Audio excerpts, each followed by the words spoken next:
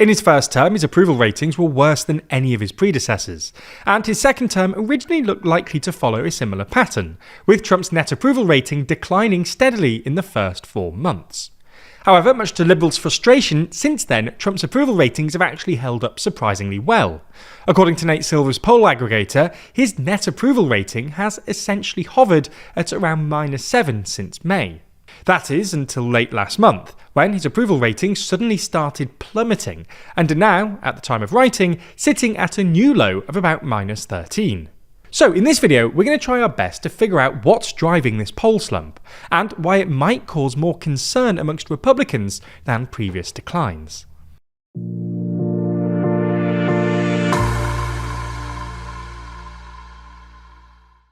Explore which world leaders are winning and which are losing every week with our podcast, The World Leader Leaderboard. Find it over on the TLDR Podcast YouTube channel or in your favourite podcast app. So before we get into it, a quick caveat. Because Trump's recent poll slump has been so sudden, without one specific and obvious cause, it's hard to know exactly what's driving it, and the reasons we're going to offer up here probably won't amount to a total explanation. So if you think we've missed anything, leave a comment down below. Anyway, with that caveat out the way, let's get into it. The first and most significant reason we can see is how voters' priorities have changed recently. In short, voters have started to care less about immigration and more about the economy. According to YouGov, for instance, at the start of Trump's term, immigration was essentially the joint second most important issue to voters, along with healthcare, but behind the economy. Today, however, it's fallen to 4th place, behind not only healthcare and the economy, but also civil rights, with just 7% of respondents saying it's the most important issue facing America today. Conversely, the percentage of Americans citing the economy as the most important issue has risen to a new high of 38%. When digging a bit deeper into the data, this seems to be mainly because more and more Americans are concerned about the state of the job market. While Americans are still concerned about inflation and prices, the percentage citing it as the most important issue has stayed relatively steady at about 22%, while the percentage of Americans concerned about jobs and the economy has risen steadily over the past year or so. This sort of maps onto the actual economic data. While inflation is still above the Federal Reserve's 2% target, it's nonetheless lower than many economists expected given the anticipated inflationary effects of Trump's tariffs, and has hovered between 2.5% and 3% for the past year or so. Conversely, the jobs market really has got worse over the past couple of months. According to data from the Bureau of Labour Statistics, the US economy has added an average of 25,000 jobs for the past 4 months. Down from a pre-Trump average of something like 150,000. Anyway, you get the idea. Voters have started caring less about immigration and more about the economy, which sort of makes sense given the state of the jobs market.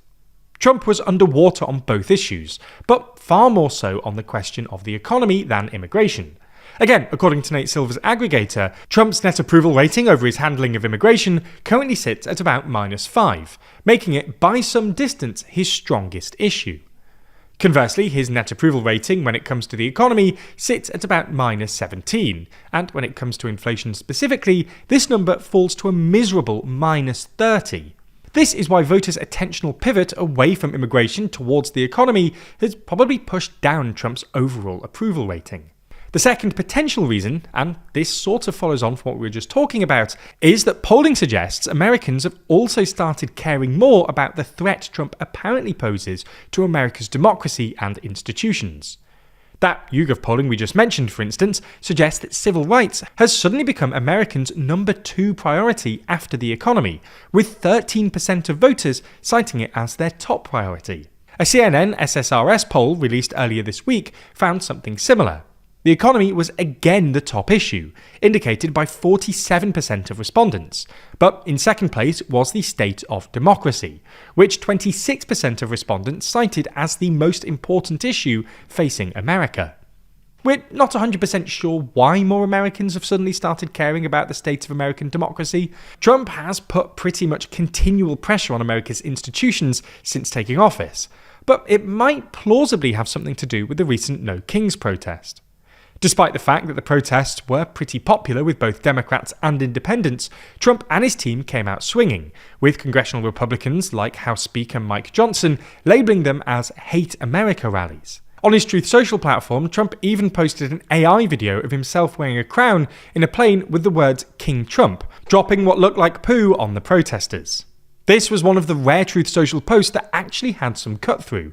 In other words, while most of Trump's Truth Social posts only reached the most online Americans, according to YouGov, most Americans heard about or saw Trump's AI-generated video, and they really didn't like it.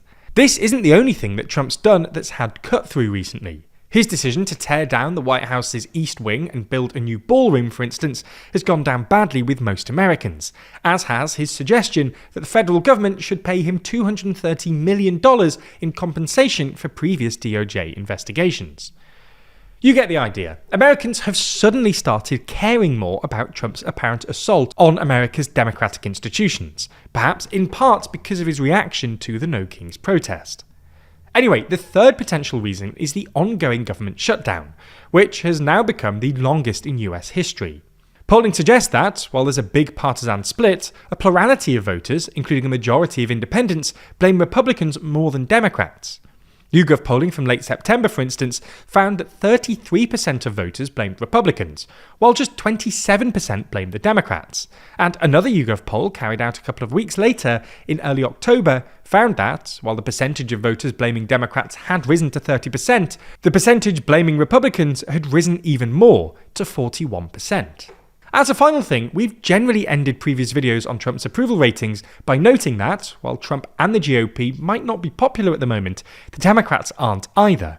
This is still the case, but it's worth noting, while congressional Democrats are still very unpopular by historical standards, the Democratic brand has nonetheless seen somewhat of a recovery in recent weeks, and Democrats outperformed the polls at Tuesday's regional elections. Again, Democrats are still unpopular by historical standards, and they enjoy at best a narrow lead over Republicans when it comes to voting intention ahead of the midterms. Nonetheless, the trend lines are now going in the wrong direction for the GOP, and it's something that Trump will want to get a handle on sooner rather than later.